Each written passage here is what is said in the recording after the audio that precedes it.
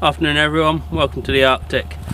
I was going to do this as a Facebook live video, but it's the afternoon and no one could make it to the live because all of my friends were hard at work.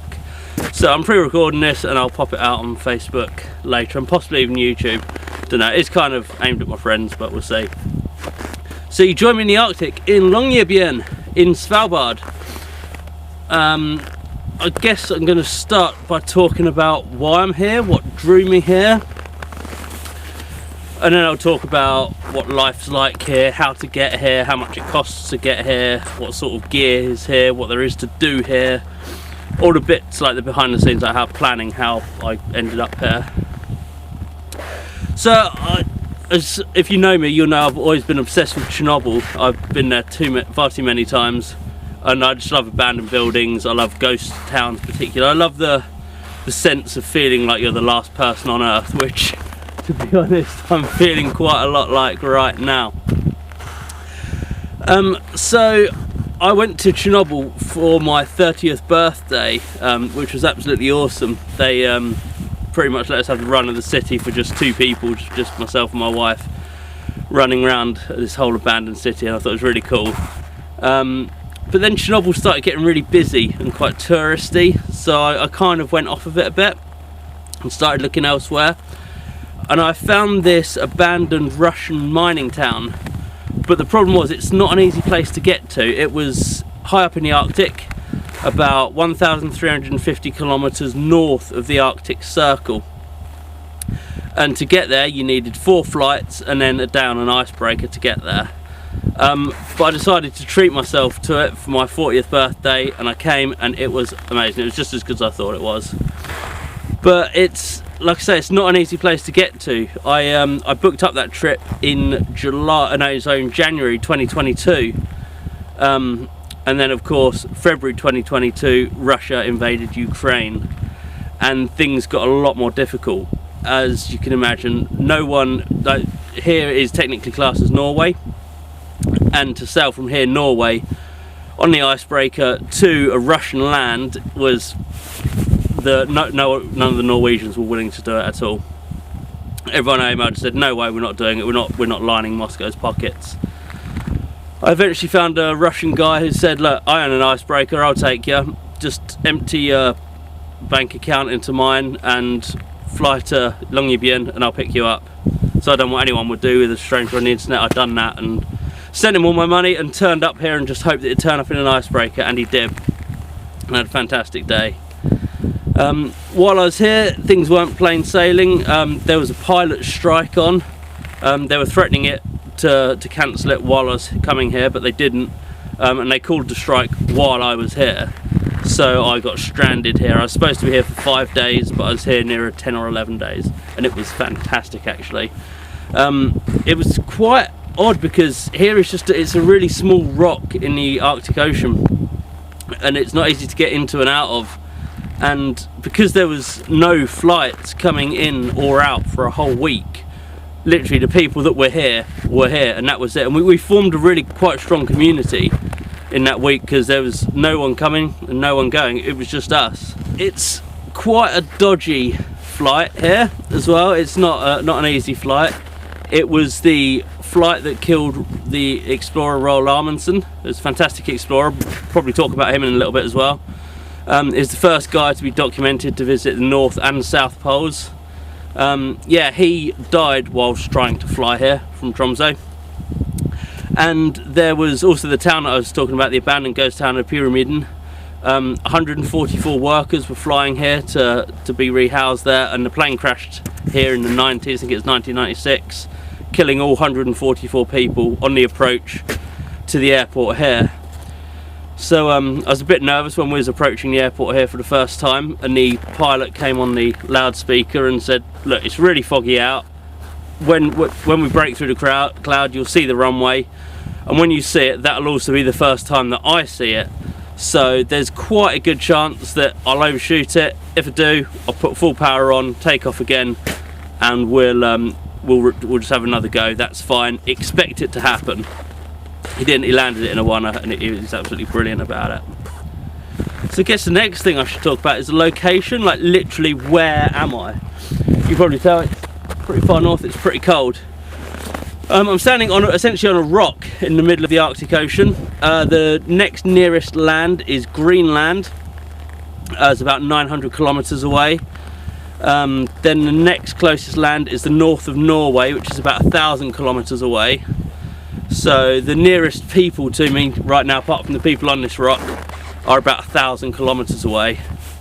I was talking about when I got stranded last time. When we were stranded here, I could see the International Space Station going over, and they're at a height of about 250 kilometers. So when they passed over, they were actually the closest people to me. So yeah, so we're actually 1,350 kilometers north of the Arctic Circle, so we're quite near the North Pole.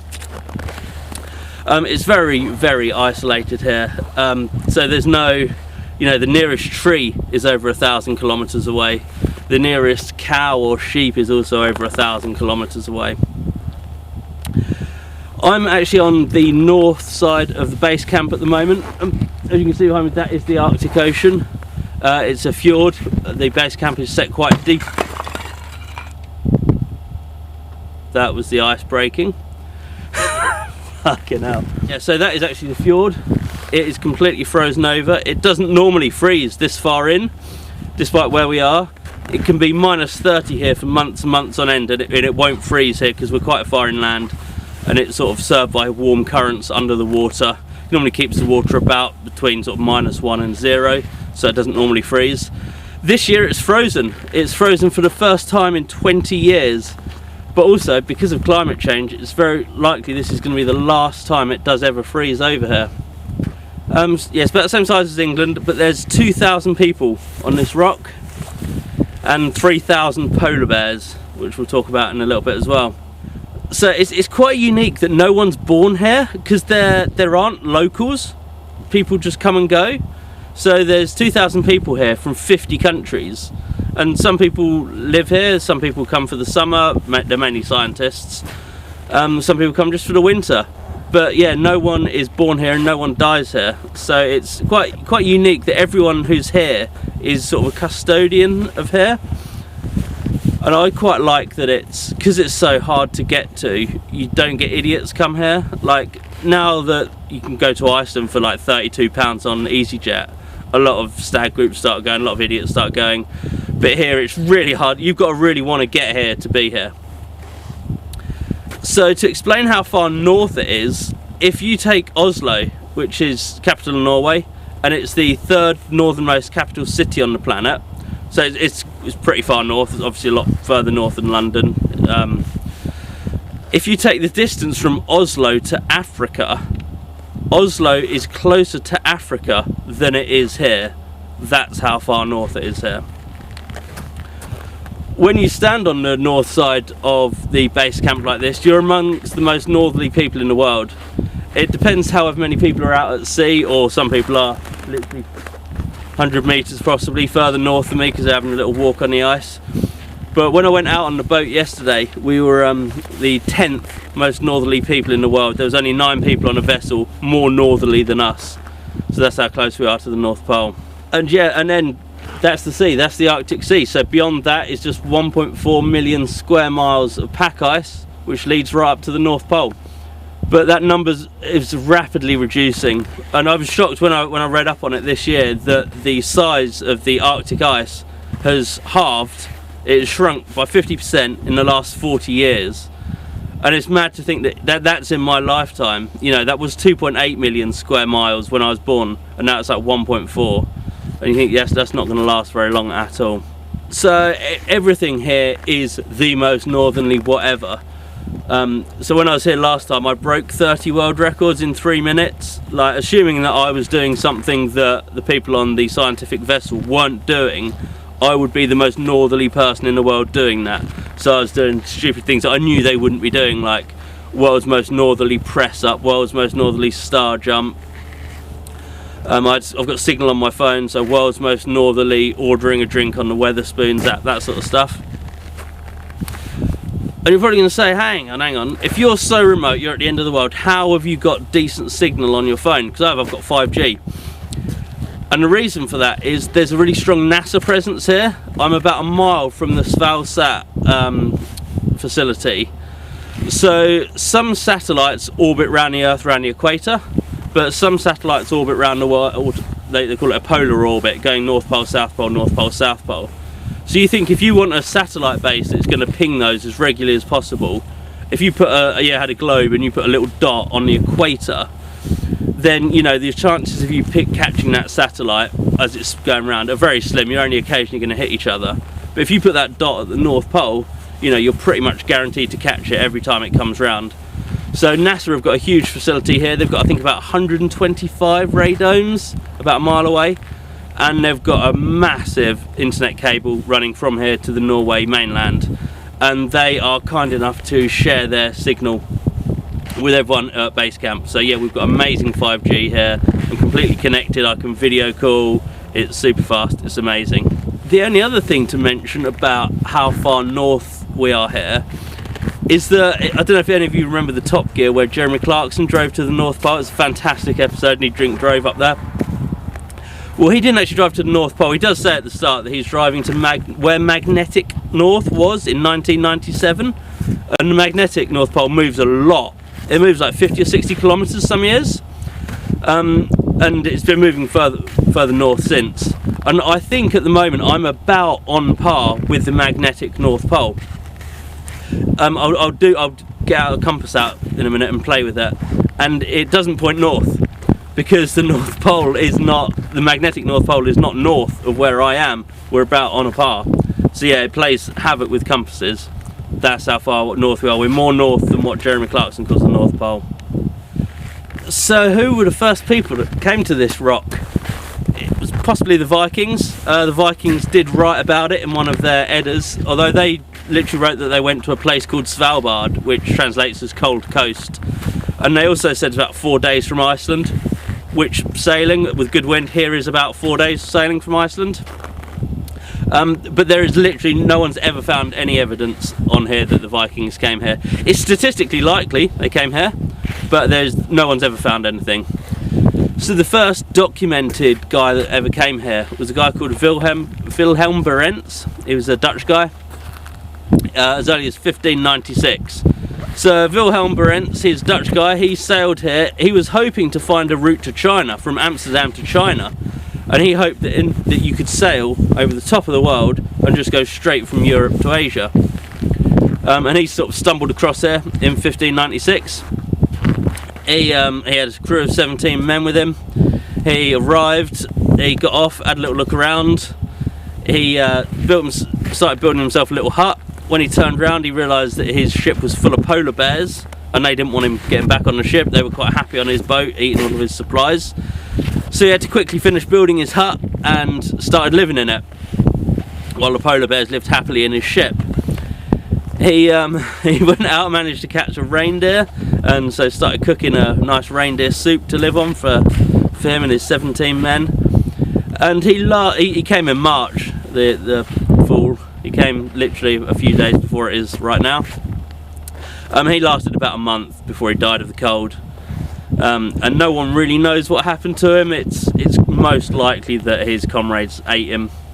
Cannibalism was fairly rife on those sorts of expeditions. But what we know is the base camp was founded here in about 1908 by an American guy called John Longyear, hence its name Longyearbyen, which is Longyear town in Norwegian.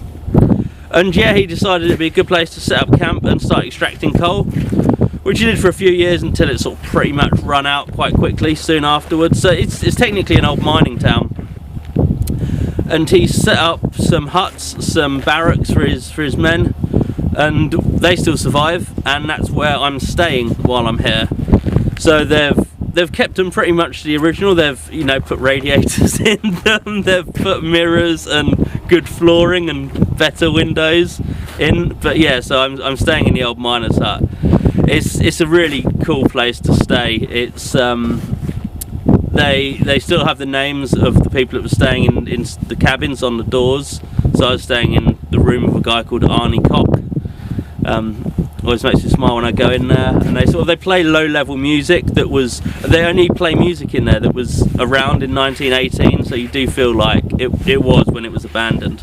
it's an interesting place. There's a lot going on here. It's mainly science based, science and sort of adventure tourists like me. I've said NASA's here, and you might have heard about the Svalbard seed vault. That's also about a mile out of Basecamp. It's a vault. It's an archive, if you like, of seeds. So every country has put pretty much every native plant seed into this vault, which sort of sits in the mountainside, runs deep into the mountain. So it stays at a constant temperature of about -14, even throughout the summer.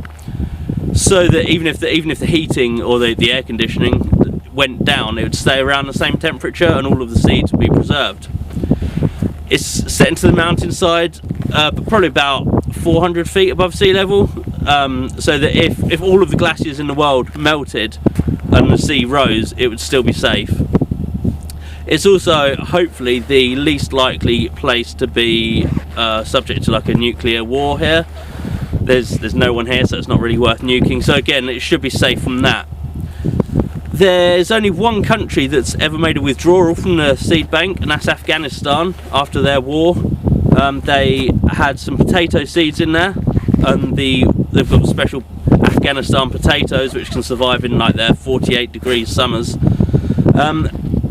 So yeah, after the Afghanistan war, the crops were absolutely decimated and no one had any seeds. So essentially that potato would have been wiped out, would have been made extinct, were it not for the seed vault here. So Afghanistan withdrew the seeds from here, replanted the crop, and now they're thriving again. So it worked. So there's a lot of really interesting things to talk about with this place. One of the things I've probably mentioned quite a few times is the gun culture. So it's illegal to be outside of base camp without a gun. If you get caught, and there are police and there are rangers that do stops, if you're found to be outside the limits and you've not got a firearm on you, you'll be arrested and fined. I'm all right here. I'm literally on the very edge of the base camp. If I went out onto the water without a firearm, that'd be illegal. So it's really odd that guns are just completely normal here. Everyone's got one all of the time. I've got a good anecdote from my last trip here. I was sat in the bar at base camp, and this woman walks in, and she's got an assault rifle strapped across her chest. She's got a revolver in one hand, literally holding it in her hand. It's not even in a holster, she's just holding it, and she's talking on the phone with her other hand. And she walks into the bar, and I'm thinking, oh my goodness, what's going on here? And the barman starts shouting, oi, oi, you know, you can't do that, you can't come in here with them, you know, you can't do that. And I was thinking, oh god. And she gave him a real dirty look, and I was thinking, the shooting's about to start. I was wondering, I'm diving behind the bar, do I grab my wine and just get back there, take cover? But it turns out he was on about her boots, because it's an old mining town. The tradition is that you take your boots off whenever you go inside, whether that's the pub or the shop or your cabin. Tradition is you take your boots off because miners' boots would have been covered in soot. So yeah, the barman was completely not bothered about her having an assault rifle on her chest going into the pub. He was more concerned about her boots. They don't encourage you to wear your rifle going around the supermarket here. There's a gun safe when you go in, and normally at the pub the barman asks you to hand your rifle over at the bar when he serves you, and then when you're finished at the end of the night, he'll decide if he's going to give your gun back to you. If you've been following my Facebook posts, you'll have heard about, obviously I've been going out with a marksman. You need a gun for the polar bear risk, sorry if it wasn't obvious. Yeah, and so I've every time I've been going out of town, I've been hiring a marksman to follow me, to follow the law.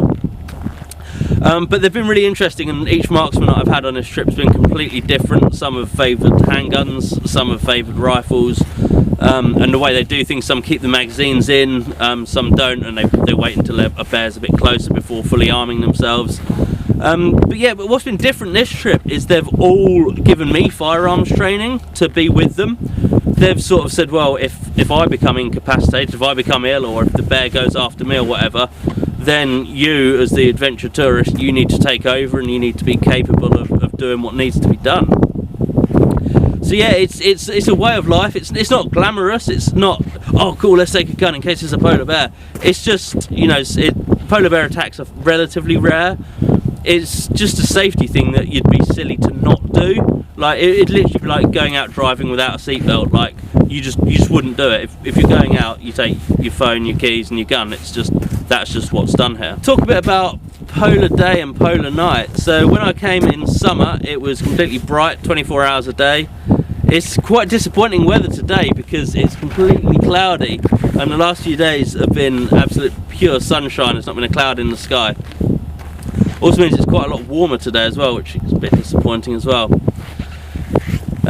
So yeah, they have the polar winters here. It's a 6-month-long winter with zero sun, and I mean zero sun. Then the sun rises on March the 8th. They have a huge festival at Basecamp, and they all get absolutely wasted watching the sunrise.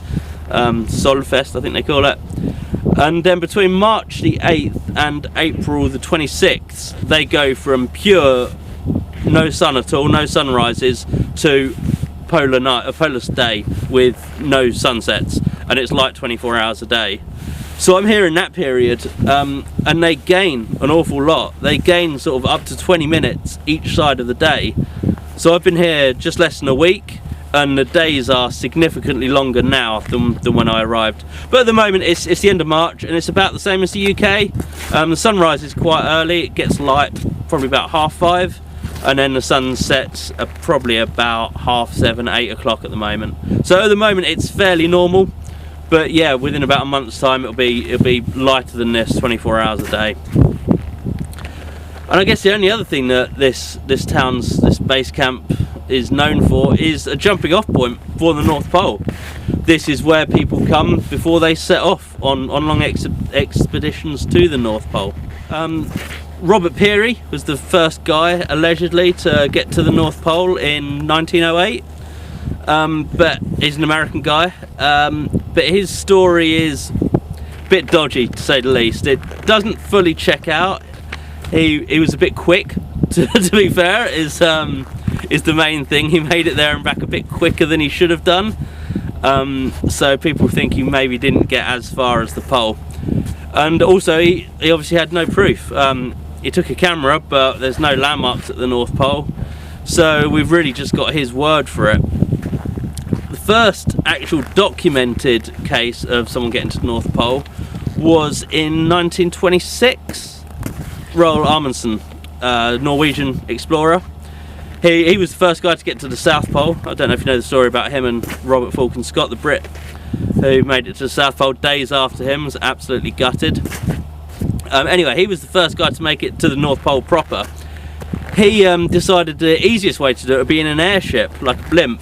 So he employed the best airship maker at the time, a guy called Nobile, who was an Italian guy, who built this fantastic airship and called it the Norge, the Norway, after Armundsen.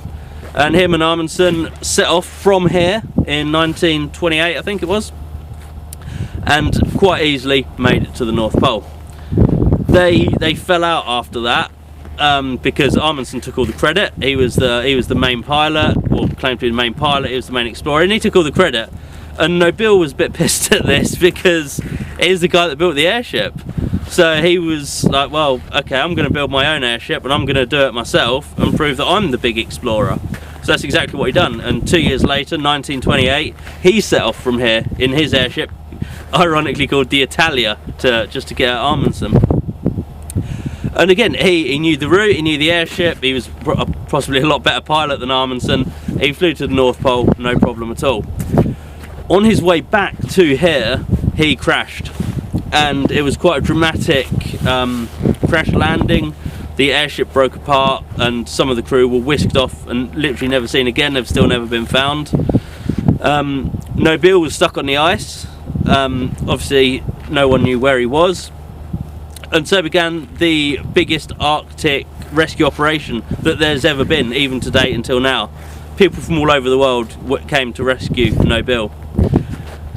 The big irony of it is Armundsen himself, even though he has had a big falling out with Nobile at this point, he decided, look, I'm going to put my differences aside, this guy's in trouble, I'm going to go and find him myself.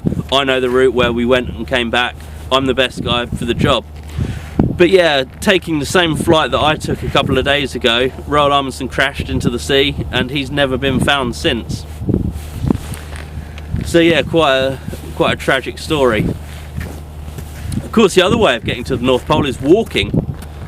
And since Peary allegedly walked to the North Pole in like 1908, only 150 people have ever walked to the North Pole, which is a really low number considering like it's been over 100 years. And you'd think that with like the advances in technology and technical clothing and GPS and more people wanting to do it, because things like social media and the internet and the fame that comes with it, but that's not the case at all. It's actually getting a lot harder to walk to the North Pole now. So yeah, only one person has managed it in the last 5 years. Yeah, it's 150, and that person that walked it 5 years ago is possibly going to be the last ever person to walk to the North Pole, because of climate change, because there's just not enough sea ice to walk on. Last summer, there was actually open water at the North Pole, which is how bad climate change is. You know, you think of the North Pole of looking like this all year round, but it doesn't. It was actually open water. And the other thing that makes walking to the North Pole really hard that you might not appreciate is where ice freezes at the North Pole, it slowly moves out. It's called flow ice, and it slowly sort of radiates away from the North Pole. So when you're walking to the North Pole, the ice is moving underneath you very slowly. You won't feel it, but it is moving underneath you. So it's a bit like being on the Travelator at the end of Gladiators. So like a good explorer could walk 10 miles a day maybe across landscapes like this, but the ice could essentially move you back 8 miles. So you'd actually only cover 2 miles in a day. You know, you fall asleep and you wake up 8 miles further away than where you fell asleep. Yeah, it's no easy task walking to the North Pole, and yeah, I think the last person's probably done it. If you do see a polar bear coming up behind me, do let me know, by the way. I keep looking over my shoulder, but I can't really see. And if you do hear any noise, like I say, I'm on the edge of Basecamp. If you do hear any noise, it's probably a snowmobile going past. They sound a bit like a chainsaw, but yeah, there's people buzzing about all over because it's the afternoon, everyone's busy. Yeah, so some practical stuff about coming out here. I asked some people on Facebook what they wanted to know about coming out here, and how do you do it, and what do you wear, and how much does it cost, what do you eat, where do you stay, all that sort of stuff. So how do you get here? It's an absolute ball ache to get here. So my route here this week was to drive from Ely to Heathrow, park at Heathrow, fly from Heathrow to Stavanger in Norway, where I had to spend the night because the connecting flight was in the morning. So I had to sleep on Stavanger's floor for the night, but they caught me, and because they were closing the airport, they closed the airport overnight, even though it doesn't say that on the website. So they turfed me out onto the streets of Stavanger in Norway in what I was wearing to sleep rough for the night, and then they let me back in the morning to catch a flight from Stavanger to Oslo. I then had to fly from Oslo to Tromsø, and then I flew from Tromsø to Longyearbyen here, and then from here I've been getting icebreakers and snowmobiles out for my daily expeditions. So yeah, it's hard. It's 4 flights through 5 airports over 2 days. It's not easy and it's not pleasant. Exactly the same route on the way back. I'll be going from Longyearbyen to Tromsø, so they can defrost the plane. That we might have to switch planes if we're picking up more people as well. And then we'll go Tromsø to Oslo, and then Oslo to Stavanger, and then Stavanger to Heathrow, and then drive home. Absolute ball ache, but I love it because it keeps, like I say, it keeps the idiots away. You've got to really, really want to come here to get here. And then once you're here, you've got a few ways of getting about. A snowmobile I've been on a lot this week. They're super fun. They're quite expensive to hire. A snowmobile for a day is about £400, which is fine. Well, it's expensive, but it's fine if you're on your own like me. I'm solo travelling it, so a day on that was £400. If you're travelling as a family of 4 and you want a snowmobile each, then that's a £1,600 day. So yeah, that is super expensive. But you know, we're over 1,000 miles away from the nearest snowmobile dealership. Yeah, so would you lend a £20,000 vehicle to someone who's never ridden one before? If you're over 1,000 miles away from the dealership for £400, I wouldn't. I can hear someone else's method of getting about. I don't know if you can hear, there's someone in a helicopter, in a rescue helicopter. Yeah, there's someone in a rescue helicopter coming in. I don't know how much a helicopter is. I've never been on one. I imagine they're extremely expensive. Yeah, a lot of people get around with dogs and dog sledding. Again, it's very expensive. I've not done it this time, but I think it's also about £400 a day, if not possibly a bit more. So I'm just watching where the helicopter's coming in. Hang on a sec. Apologies, just decided to stop the video there for a second because the helicopter was getting quite close and it was getting a bit noisy. And the other reason is they often use the helicopter to scare away polar bears. So when I saw the helicopter coming straight for me, I thought I'd best end the video. But he's turned around and gone back, so hopefully it wasn't that. It's just someone coming in. So yeah, so where do you stay when you come here? Some people camp. I think they're absolutely nuts. Most people here live in sort of cabin style accommodation. Everything here is timber frame. Yeah, it's all very civilized. They build the Scandinavian way. There's a lot of interesting architecture here. Everything is built off of the ground on stilts because of the permafrost here. I came in here in summer and it was beautiful and green, weirdly, would you believe that? But about 10 centimetres below the ground it looks like this. Sometimes you can see where a land has slipped, and like 10 centimetres below the turf it's just solid ice. If you put your house directly onto the ice and your house got warm, you'd melt that permafrost and your house would just sink. So yeah, everything's up on stilts to let snow and ice sort of permeate freely underneath it. Talk about cost now, I was going to save it to the end. So yeah, cost. It's a weird one. It's not a cheap holiday. Yeah, but some stuff is nowhere near as bad as you'd think. So flights, we'll start with flights. Flights, I think they're all right. My flights were between £500 and £600, but don't forget that's for 8 flights, so I don't think that's too bad at all. Accommodation, completely normal. Probably a lot cheaper than I've ever had in North Norway. My accommodation is probably about £120 a night, so not bad at all. And that comes with a free breakfast as well, which is absolutely awesome. Food here is a weird one. Some stuff's really cheap, some stuff's really expensive, and that's because of how it has to get here. There is a shop here, and I looked at a steak there today, it's like a sort of, I guess, a supermarket.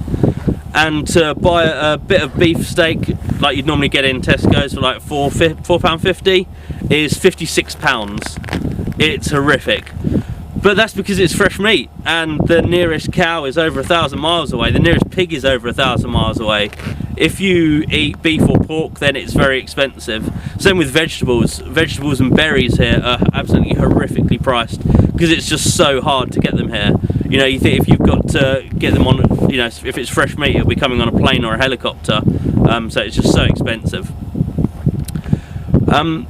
Other food, the food I've been mainly living on this week is seal. I've been eating a lot of seal this week, and get to have a chef cook it for you and sit down and, you know, eat it in a nice cabin. It's about £35 for a steak, which I don't think is too bad. It's probably a nice restaurant in the UK what you'd pay for a steak. Same with reindeer. Reindeer is absolutely everywhere here. I've seen several thousand reindeer in the last week.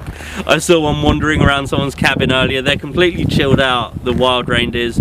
You shouldn't walk up to them, but you could walk up to them and they wouldn't be bothered at all.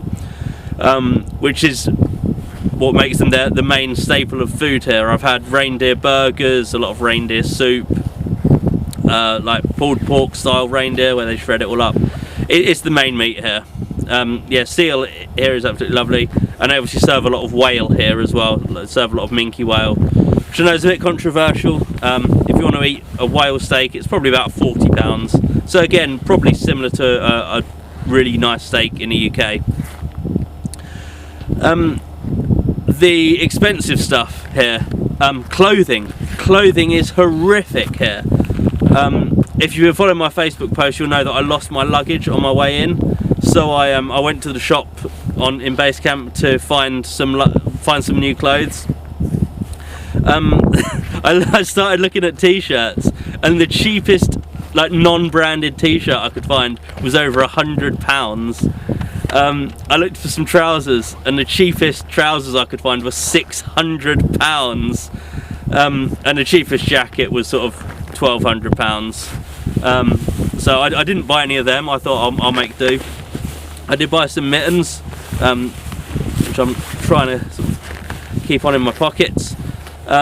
Gloves, most of the gloves in the shop were about £200. These were a bit cheaper, but I needed them because I didn't have them. So yeah, things like that, extremely expensive. So alcohol's a weird one as well. Like you can get alcohol here directly from the Norwegian government. They will sell it to you direct. If you're a long-term resident here, like if you're here say over a month, then you get an alcohol allowance, because they don't want everyone just running around drunk because it's so dangerous here. And you're only allowed a certain amount of alcohol. The limit, I can't remember what it was, but it's pretty low. You're not allowed much. If you're here just as an adventure tourist and you're not here that long, there isn't a set limit, but you have to hand over your airplane boarding card to the guy that's giving you the booze, and he writes down exactly what you've had when you've had it.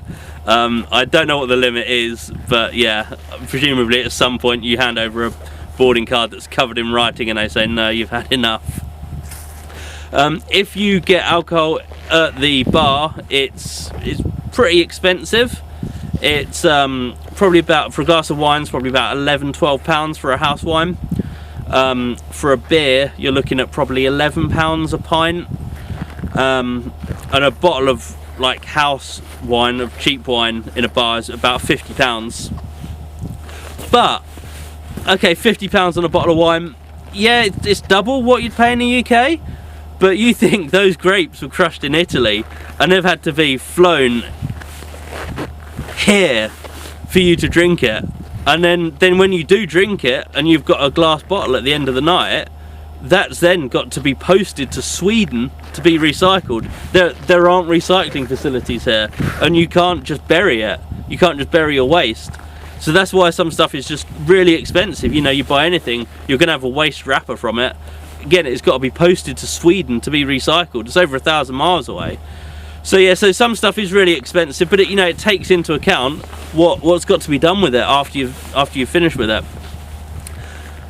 And so your other biggest expense here are activities, which are super expensive. I think it's just because salaries here are high. They're probably like a lot higher than Norwegian normal salaries. So yeah, like I say, if you want a snowmobile for a day, that's £400 a day. To have a marksman follow you if you want to go for a walk out of town, you've got to book it in advance. And they're normally, if you want a marksman on your own, you just want to go for a walk on your own, it's about £120 an hour. If you're in a group, they normally charge you about £60 per hour per person. So again, if you go on some of you know, just on a 4-hour climb up a mountain, if you start to go out for a few hours, the costs can rack up. Dog sledding is an activity that's quite popular here. A lot of people like to do that. I can't tell you some exact costs on it. I saw it and I was like, yeah, that's quite expensive. It's more than snowmobiling. It's more than a normal holiday, but it's not outrageous. It's something that I saved for a long time so I could have fun while I was here. And you know, I'm sort of eating one big meal out a day, so if I budget £50 to £100 for a meal and a wine, then you know it's like £100 food budget for a day. It's not too bad. Gear. What do you wear when you come here? I've been talking on Facebook a lot about the temperatures. It's been down to -60 out on the icebreaker, with a wind chill of -60, an air temperature of about -48. So what do you wear? I'm very warm right now. It's warmed up a lot today actually. It's probably about -28 now. It was -31 this morning. It's about -28 now. It's sort of clouded over a little bit. Clothing, you can spend an absolute fortune on clothing. When I started researching it, like for an outfit like this, like a top end, you're looking at about £24,000. pointless, absolutely pointless. If you look at a low end outfit like this, it's probably about £2,000. I've really skimped on it. I have not spent anywhere near that on this outfit. So if I take you through the outfit bottom to top, I've got some decent walking boots, but they're just summer walking boots. They're my normal hiking boots. They were quite dear. They were like nearly £200, but I've had them for over a year, and I've used them pretty much daily for walking and tromping through fields. And you know, they're not thermally lined, spectacular, amazing boots. They're literally leather work boots. They're fantastic. Underneath that, you can't see them, I've got 2 pairs of socks on. Again, you can get like Norwegian wool socks, and they're like 40 quid a pair. I've got some novelty cotton socks on, some like best dad in the world socks, and I've got some, they're called heat holders, and they're from Screwfix, and I think they're like £6 a pair, and yeah, -60, pair of them, absolutely fine. Then my bottoms, again, trousers, £600 on a pair of technical trousers. It's insane. So all I'm wearing at the moment, I've got on some cotton leggings under these trousers, which were from, I think they were from Peacock's, but you can get them from Tesco's as well, and they're probably like £16 a pair. And then over the top, I've got some non-thermal regular workman trousers, again from Screwfix. Absolutely fine. It's -28 out here at the moment. I'm not moving around much. Absolutely fine. That's all you need. I did buy some expensive ski pants to wear out here. They lasted 1 day and got totally shredded by the landscape, so pointless. Do not get expensive clothing. Top half, underneath here, I'm wearing a plain cotton shirt. I'm wearing a smart shirt under here. I've got no base layer under my shirt, it's just a thin cotton shirt. And then I've got a woolen layer here. I done a lot of testing when I was like throughout the winter in the UK, because I often wear this woolen hoodie sort of alongside a band hoodie, like a polyester band hoodie, and in the UK they feel pretty much similar, but I tried them both at winter and there was a big difference. The woolen one's obviously way warmer, so that's the one I brought out with me. Yeah, shirt, woolly jumper and a coat, and my top half has not been cold. Even -60 didn't feel a thing. It's absolutely fine. So big parka. Again, like, you know, you see the Canada Goose ones, they're like 1,200 quid. Absolutely pointless. This one was from Go Outdoors. It's the important thing with getting a nice warm parka is that you get a goose down one. If they're filled with polyester, they might look good, but they're absolutely useless. So go for one that's filled with like goose down. It's the best insulation that we know about, that we use in clothing at the moment. You see them all the time, like a Canada Goose, like they're like what, 1,200, 1,500 quid jackets. I don't know why. This one, I think it was certainly under £200, and it's been absolutely amazing. I think they even done it in the sale, like around £100, and for a £100 jacket is absolutely incredible. It's got pockets everywhere. It's got some really nice soft lining. It's got inside pockets, which are really good for camera batteries, because they go flat really quick here. Talk about camera gear in a second. Yeah, and it's been absolutely fine. I've got this woolen buff, which is amazing. So it's wool on the outside and it's fleecy on the inside, and again it's by Heat Holders and was from Screwfix, and it was about £12, I think. Absolute budget.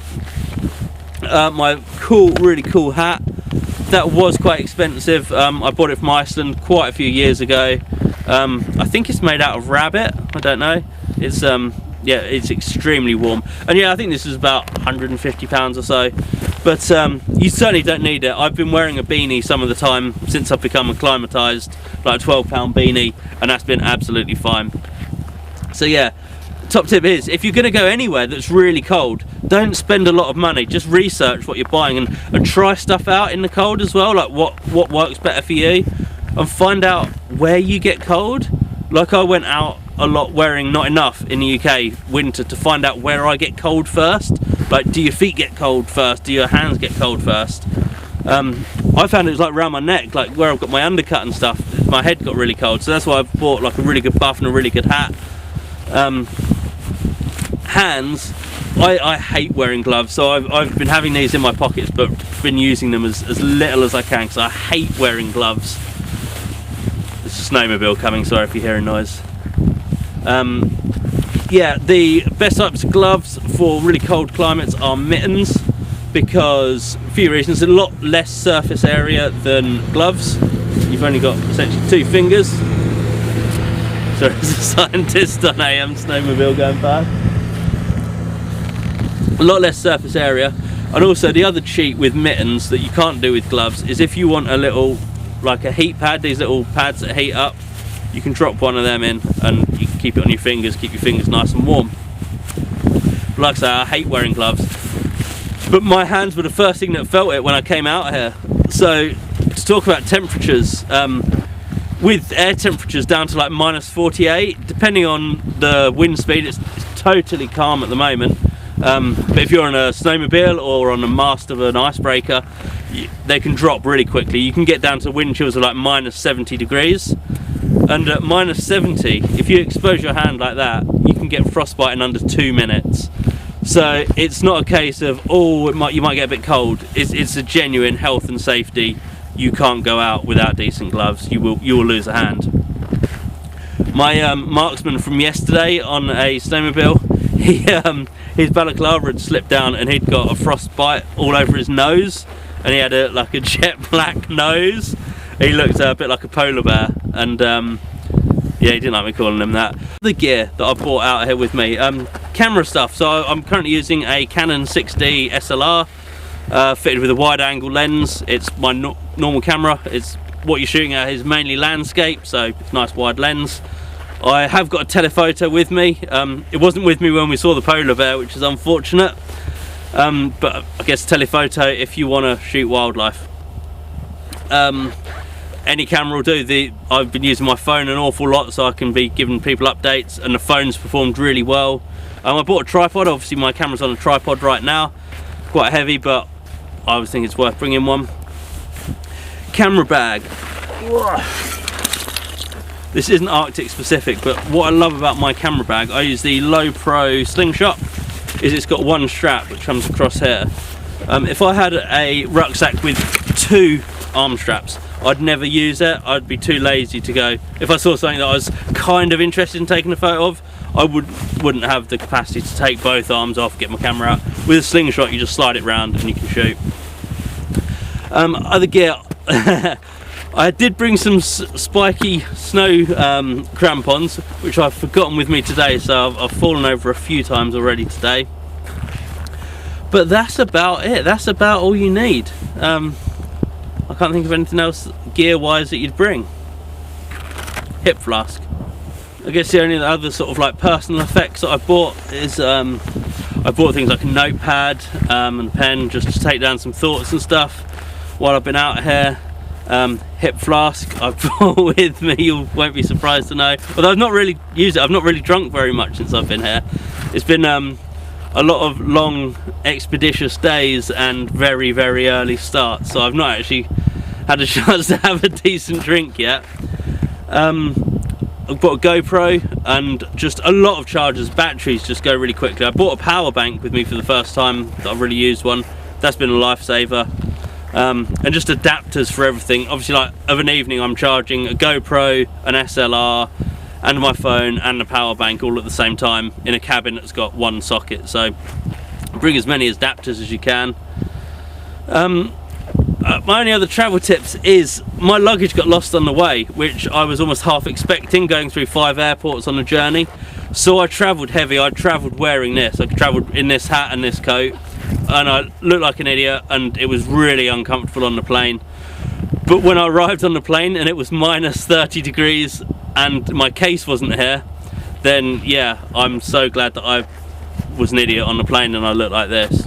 Cheers for watching, cheers for sticking through it if you're still here.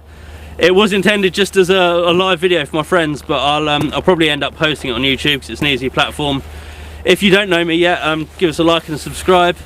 I hope you've learned a little bit about the Arctic and the North Pole and Longyearbyen and coming here and what it takes to come here.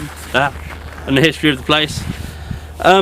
Yeah, I don't want to sound like an eco warrior, but places like this really do highlight climate change and how bad it is.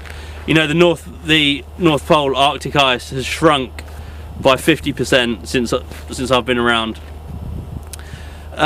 If we can, we're too far gone with climate change, but if there is anything we can do to help now, then we should be doing it. And it's not about saving places like this, which is the most beautiful place on earth, or even saving the polar bears.